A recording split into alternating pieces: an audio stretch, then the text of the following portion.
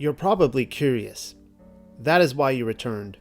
Our last meeting involved peering in upon the life of somebody named Colonel Lewis West, puppet master extraordinaire. It ended on a cliffhanger. Or perhaps this is your first time and you haven't the faintest clue what I'm talking about. Either way, welcome. Here at the Unexpected Cosmology, we're celebrating 200 years of post-Mudflood psyops and being lied to about everything, by which the Colonel is no exception. If you need a recap, West was essentially the Bruce Wayne of the MKUltra program. He led a badass life sitting down in jail cells, interrogating hardened, brainwashed criminals, much as Batman would with comic book villains. The difference here is that West transformed them into pretty monarch butterflies, glittery and sparkling. And now, you have been caught up to speed. Yes, this will sort of be like a George Clooney Batman movie in that arch nemesis Jack Ruby and the Flower Power hippies are things of the past, and West is going up now against two new villains, Sirhan and Patty Hearst. There are, of course, accomplices, colorful characters like Donald DeFreeze and the polka dot dress lady. FYI, Patty Hearst is just a teaser and will be saved for our next outing. Same bat time, same bat channel. The surprise ending, however, in both cases, and you've probably already guessed as much, is that everyone involved is an actor. You would do well by first listening to the last episode, From JFK to Jonestown, the Haight-Ashbury MKUltra connection, wherein we followed Colonel Lewis West from his humble origins as a 22-year-old colonel through his 2-decade stint developing the MKUltra program under Dr. Sidney Gottlieb, at which time he essentially seared the hippie counterculture into the American consciousness via San Francisco. Again, you have been caught up to speed, or if you'd like, you can read the full report for yourself on cosmology. And now for the cliffhanger. Right about when Colonel Lewis West Haight-Ashbury project was a wrap, Charlie Manson moved his bludgeoning family from West's office at the Haight-Ashbury Medical Free Clinic to Los Angeles, where he partied for a year or so with Mama Cass and the Beach Boys. West moved to Los Angeles too. Coincidence? Nope. Perhaps they shared a ride. We shall never know. In 1969, the very year of Sharon Tate's murder hoax, West was appointed as head of department and director of UCLA's Neuropsychiatry Institute, which, as it relates to birds, might as well be a hop and a skip around the block from the Roman Polanski house. Fun fact, somebody named Terry Melcher produced the Byrds' first 2 albums. I have pointedly stated how I believe David Crosby was being groomed for the role as the potential killer we know now as Charlie Manson. And then one day, Dennis Wilson of the Beach Boys introduced the final contender to Terry. I have told you about this and more without exhibiting any proof to back the claim. If this bothers you, then I suggest doing your own research. I will present other claims here, such as Bobby Kennedy's assassination being yet another hoax, without bothering to exhume his body. That would be illegal. You are free to continue believing the obstinate lie that is the 20th century psyop, as presented to us in television and the media, or you can choose, as I do, to not believe any of it. In the meanwhile, go ahead and make a YouTube video debunking my work. You will not be the first. Flat Earthist Dean Odell is currently showing his true colors by running as the governor of Alabama, and he's committed himself to perhaps as many as a dozen YouTube videos complaining of my articles, all in desperate hopes of turning readers away. I wasn't quite sure as to how I should go about announcing that Odell is running for governor, and so I figured Bobby Kennedy running for president is a nice tie-in. Both deal with the beast government. Just so we're clear, Terry Melcher will not make any further appearances in this episode. It is worthwhile pointing out, however, that Melcher lived in the 10,050 Silo Drive house only months before Roman Polanski and Sharon Tate moved in. Notice how I keep circling the drain of the Manson hoax? Eventually, we will turn to it. At the time, Melcher was dating Candace Bergen, who would later go on to play the sitcom character Murphy Brown. We're surrounded by actors. So many actors visited the 10,050 Silo Drive house that it would be impossible to list them all. Did Colonel Lewis West ring the doorbell? We will probably never know. But I'm already getting ahead of myself, as is often the case, because it's June 5th, 1968. Only moments after his celebration of winning the California Democratic primary election in his campaign to become the next president of the United States, Bobby Kennedy is led through the kitchen of the Ambassador Hotel in Los Angeles. He starts down a narrow passageway, navigating the floor space between an ice machine against the right wall and a steam table to the left. He stops to shake hands with busboy Juan Romero just as a lone gunman appears from behind a tray stacker near the ice machine and unloads all 8 rounds from his .22 long rifle caliber revolver. Life magazine photographer Bill Epridge is there alone to document it. Convenient, as always. You'll want to place a Neil Armstrong moon flag there, because we shall return to Epridge in a few minutes. According to the few witnesses who stood around Kennedy's limp body, Sirhan Sirhan held the smoking gun. Lest I forget, the short of Colonel West's involvement in the incident is this. West examined Sirhan Sirhan in his prison cell and proclaimed him to be another lone nut. End of story. It's lone nut Lee Harvey Oswald shot by lone nut Jack Ruby all over again. Good night, America. If you thought the 60s sucked, then get ready for Colonel West's wrangling of the 1970s. Come to think of it, the RFK assassination is essentially the JFK assassination all over again. We are presented with a patsy and then told of a second shooter. A total of 13 shots were reportedly fired, despite the fact that Sirhan's revolver was chambered for only 8 rounds. Bullets targeted Bobby's front and back end. The wounds and gunshots never matched. 2 undercover CIA officers working for a dummy corporation were documented on the scene. We are described a mysterious blonde woman with a very good figure wearing a polka dot dress rather than red, whom Sirhan arrived with but left on her own, smiling. Sirhan Sirhan claimed not to remember the shooting. So, hypnotic brainwashing, MK Ultra, hence Colonel West. Also, the photos were faked, and we saw no body. Perhaps now you will agree that Bobby's assassination hinges upon brother John's. One Kennedy lay victim to a lone nut, and naturally, the following brother followed in his wake. Problem is, I have already exhibited why the Zapruder film was a hoax. You will have to pause here and listen to my report on your own, as I will not go over those details again. The episodes are titled The JFK Assassination Was a Hoax, Agent Zapruder, and Frame 13 Exposed. Pull a leg out from the table and everything falls. JFK was such a success on the American psyche that spooks needed a second go at it. RFK was simply the lesser spinoff, shot from different angles, kind of like what Aftermath was to MASH. Both times, you see, Kennedy would have ended the war in Vietnam. You give Americans something to hope for and then castrate them for it. And when that doesn't work, our slave masters will give us the free gift of pornography in the hopes that everyone will end up an emotional or intellectual eunuch.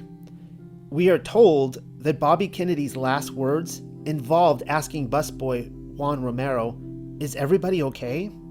When Romero told him that everybody was A-okay, Kennedy then added, "Yes, everybody's okay." From the Hallmark perspective, it is as if Kennedy were accepting the fate of the Kennedy name, when in fact, were this a real event, he should have quipped, "Oh shit, we faked my brother's death, but this one is legit." You will want to take careful notice of the fact, and I almost neglected to tell you this, that Sirhan Sirhan did not assassinate Bobby Kennedy while he was giving a speech in a crowded room. This is important. Why? Too many witnesses to the hoax. You'd think television would have a stronger appeal for the intended psychodrama rather than Life magazine, but given the amount of people standing around him, it simply could not be pulled off without a hitch, and to the satisfaction of every wizard involved, until Kennedy exited the stage. you will hopefully recall that JFK's assassination was only witnessed, miraculously, by a dozen or so individuals. There is a reason for that.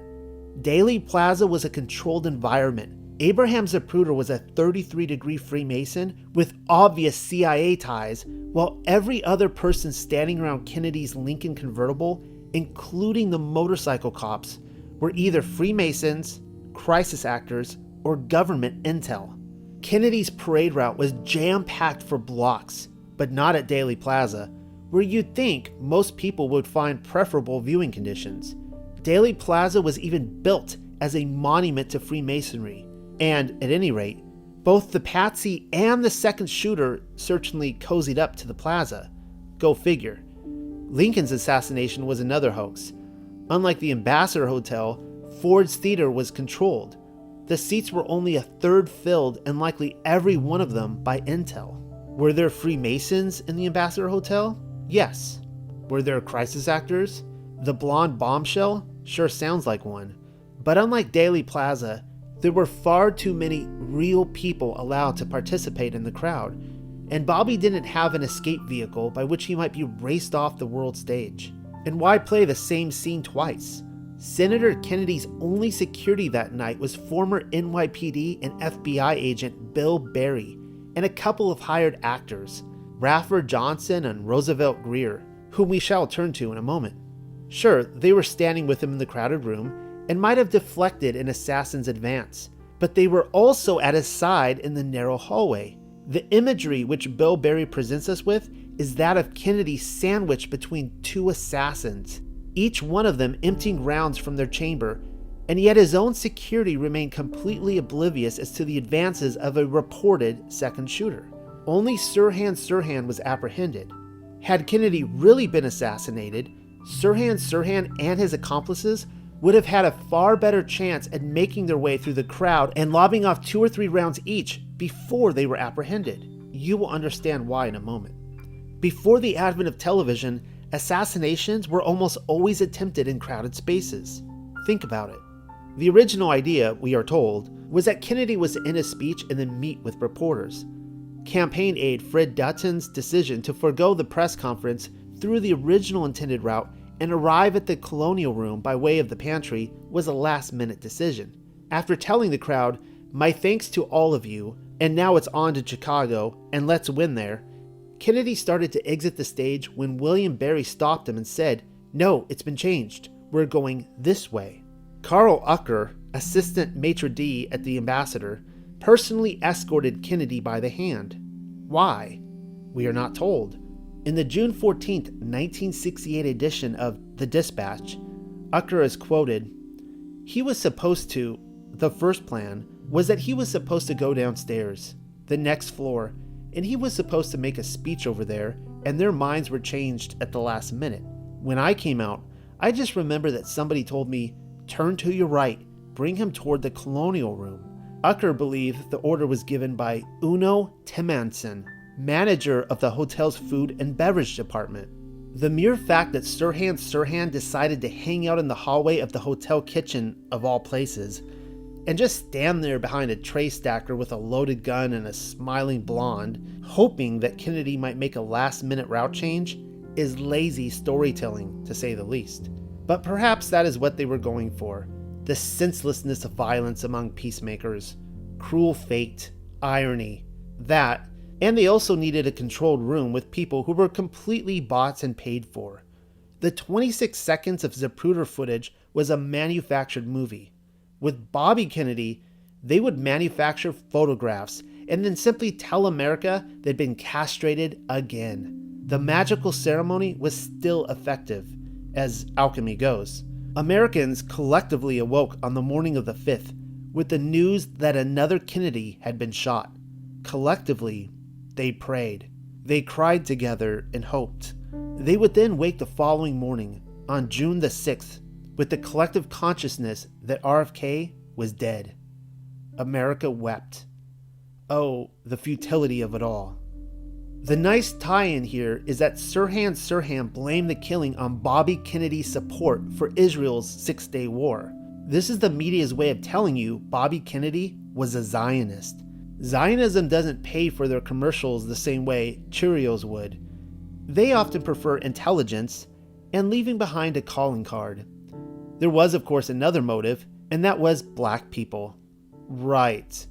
2 commercials are better than one. Somebody named Thane Eugene Caesar is the guy who hated Kennedy's support of black people. He was found standing next to Kennedy's body, gun in his hand, and as a lazy plot device, we are told he had dreamed of becoming a cop, but was rejected by the Los Angeles police force. He then went on to work as a plumber in a classified section of military arms and aeronautics giant Lockheed's factory in Burbank. So, intelligence. Only winning the job as the hotel's private security guard 1 week before Senator Kennedy's murder. Again, convenient. As if this were the Parker Brothers game of Clue and we are standing around attempting to figure out who used the revolver in the kitchen, Caesar is proudly quoted as saying, "I had no use for the Kennedy family. Biggest bunch of crooks that ever walked the earth." Right. Is Uno Timmonson supposed to be another whodunit murder suspect? Your guess is as good as mine. Another familiar element in the narrative is sloppy police work. We see this time and again in hoaxes. Why, you ask? There is a reason for this, and that is because policemen often become Freemasons, as secret societies have their advantages in the rat race.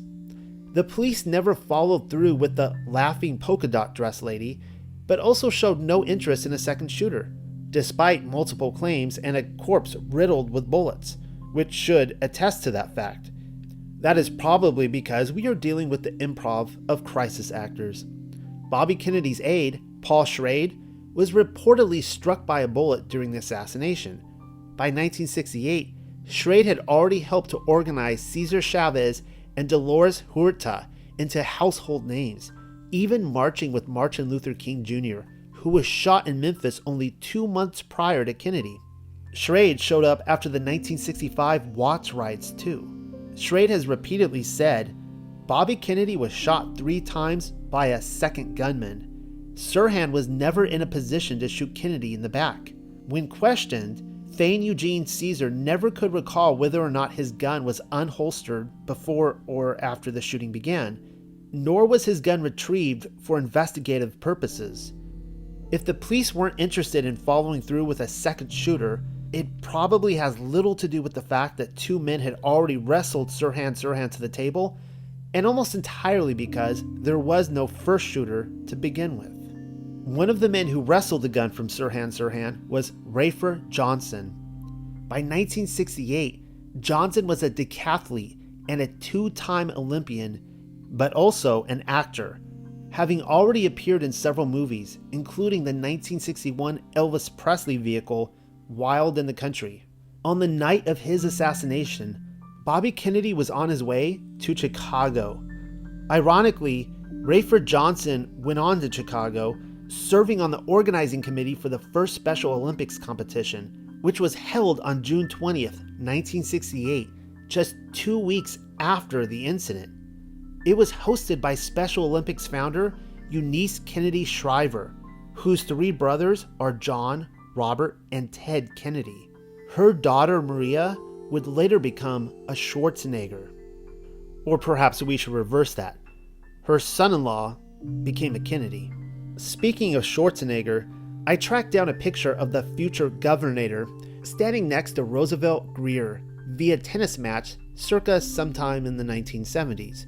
Grier was another one of the men who wrestled the gun from Sirhan in the Los Angeles kitchen. By 1968, Grier was a noted football athlete, but also an actor. Think they wouldn't use track and football athletes turned actors for a murder hoax? Then you may not want to take a closer look at O.J. Simpson. Maria Shriver became a Schwarzenegger, or did Schwarzenegger become a Kennedy? And Grier followed in his footsteps by running for California governor in 2017, losing to Nancy Pelosi's nephew, Gary Newsom.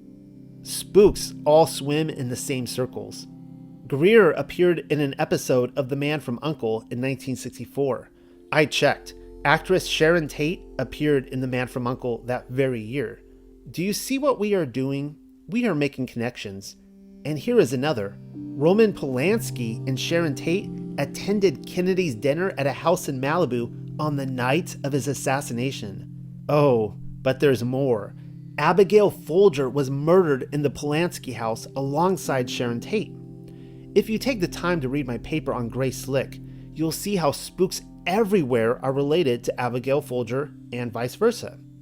Folger not only lived in the Haight at the same time as Dr. Lewis West and Charlie Manson, she also lived in Laurel Canyon at 2774 Woodstock Road, directly across the street from Mama Cass Elliot, where Sharon Tate and the same drug dealers regularly visited. She was also a contributor to Bobby Kennedy's campaign. While this last fact may seem like a whoop-de-doo to some, the biggest news is that she helped to finance Kenneth Anger's film Lucifer Rising, the one that was initially supposed to star Godo Paulikas, but instead starred Mansonite Bobby Busolio. Godo was the toddler child of Vito Paulikas, the first hippie, another person who was being groomed for the part of Charlie Manson. Someone else at the Ambassador Hotel worthy of mention was singer-actress Rosemary Clooney, the aunt of actor George Clooney. You were probably looking for another Batman tie-in, and there it is. A month later, she had a nervous breakdown in Reno, Nevada, like some sort of MK Ultra episode. Clooney remained in psychoanalytic therapy for 8 years, thereby murdering a wildly successful 2-decade career in show business, and was never the same afterwards. We are told the assassination of Bobby Kennedy is the reason. Perhaps she had the sort of loose lips which sink ships, but that is probably none of my business. Another interesting and often overlooked fact, her first autobiography was published by Playboy Press. The biggest red flag in either assassination hoax is the mere fact that the actor-politician connection ultimately swings right back around to Kennedy family patriarch Joseph P. Kennedy Sr. And really, I'm actually quite embarrassed to have missed this very important detail the first time around. We have already seen Jack Valenti, the president of the Motion Picture Association of America, on board Air Force One while Johnson was being sworn in as president. And yet Joseph Kennedy's involvement in Hollywood has as much to do, and probably more to do, with John F. Kennedy's assassination hoax than Bobby's. Though again, they are clearly both connected. The world is a stage, and the Kennedys produced movies.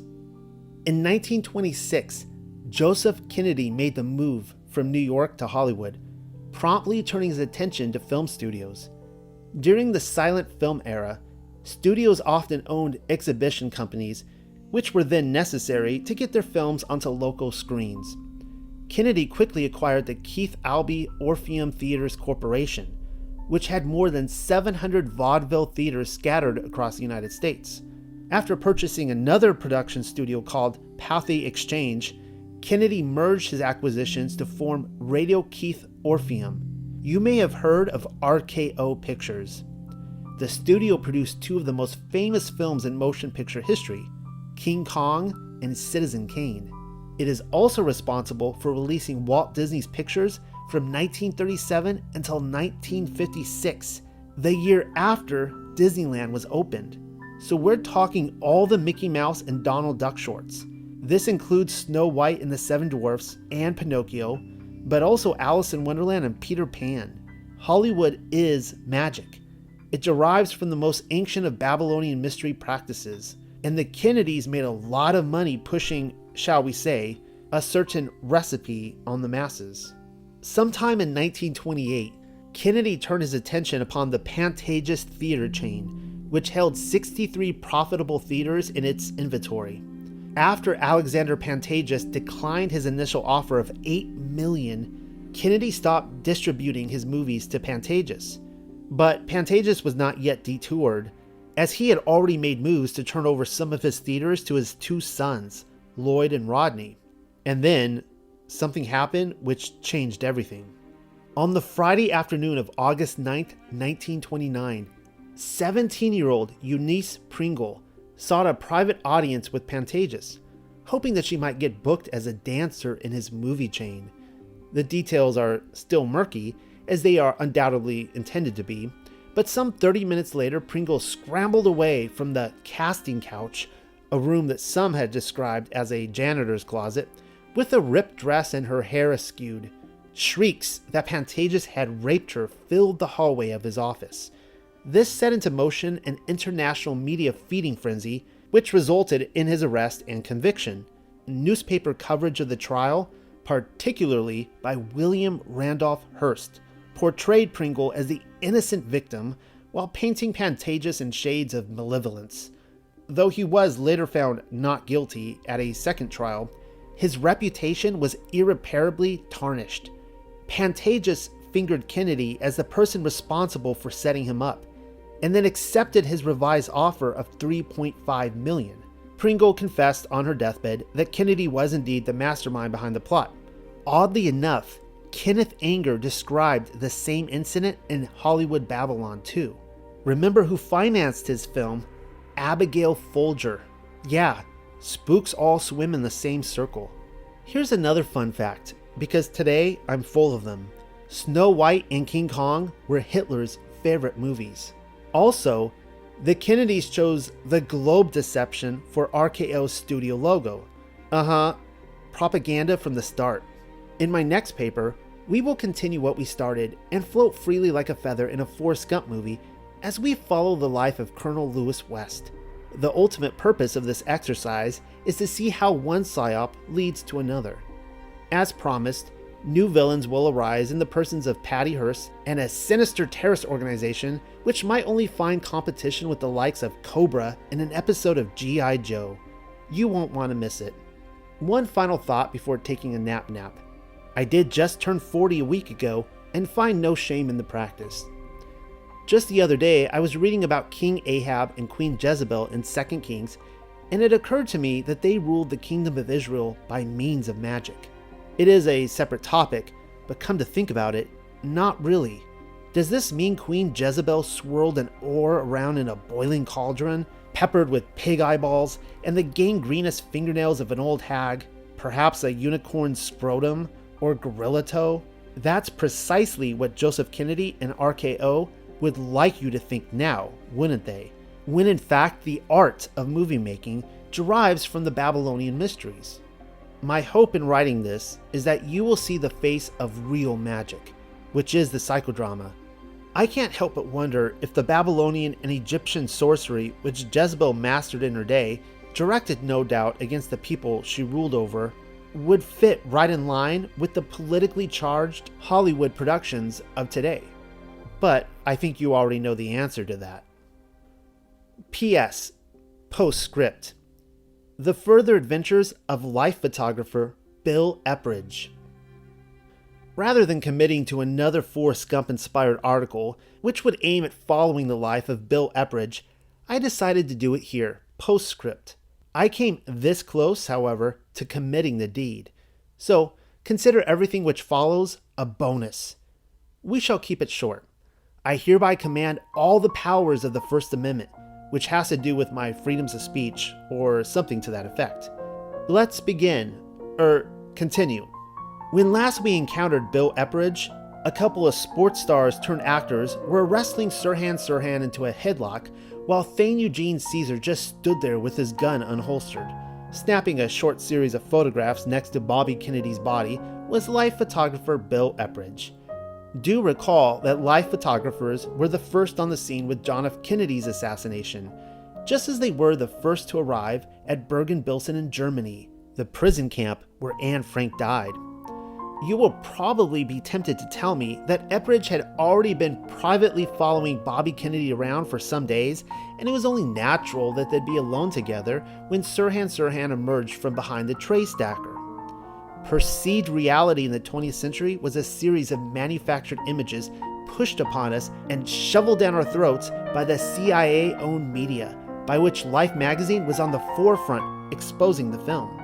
Since you're apparently still here, actively listening, let's take a look at a mere snippet of Epridge's obituary at the New York Times, placing red flags appropriately where need be. Here we go.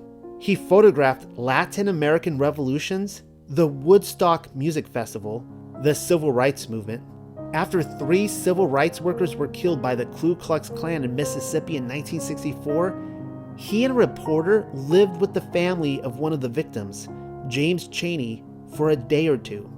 There are so many red flags to deal with and so little time. Just about everything that I just read was manufactured by spooks.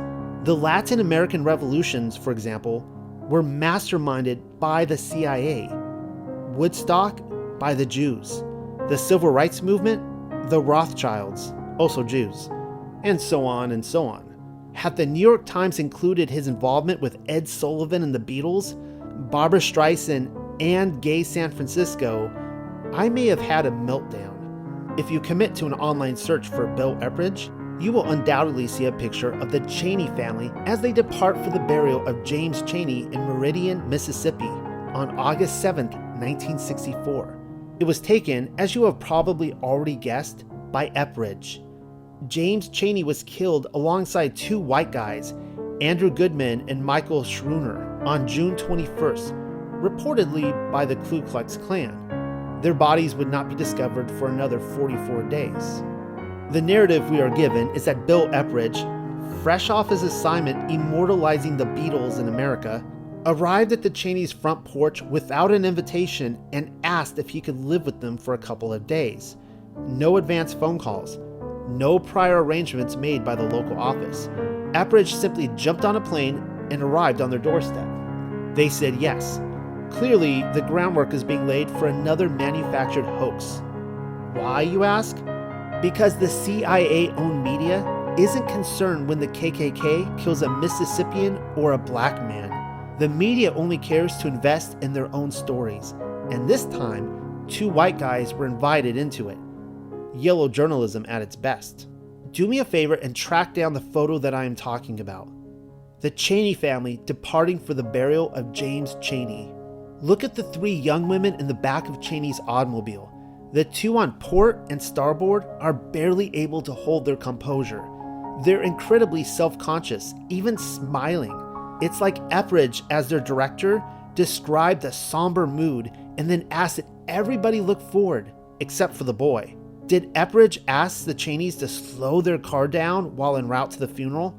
Perhaps they haven't even left the driveway yet, so that the boy could sear America's consciousness by breaking the 4th wall? Only the parents were capable of maintaining their posture. Now that I think about it, I will write a future paper further detailing the life of Bill Epridge, because you, the reader, deserves it. And I think I know exactly how I will tackle the subject, but no promises. Meanwhile, I will let you do your own image search into the further adventures of life photographer Bill Epridge. You will see, beyond any reasonable doubt, the American experience getting sculpted from behind the photographer's lens. We have been over this so many times, and I know some of you, in fact most of you, will be tempted to take the Forrest Gump approach to reality and claim Epridge was simply a carefree feather, floating with the breeze, landing in the right place at the right time, while manifest destiny and human ingenuity and capitalism, and all that dribble, rises above the sweeping current of natural evolution. But that is not how the world actually works. Just stop and consider how life brought in the photographers and turned everything they developed in the darkroom to gold. And then you will be on the right track.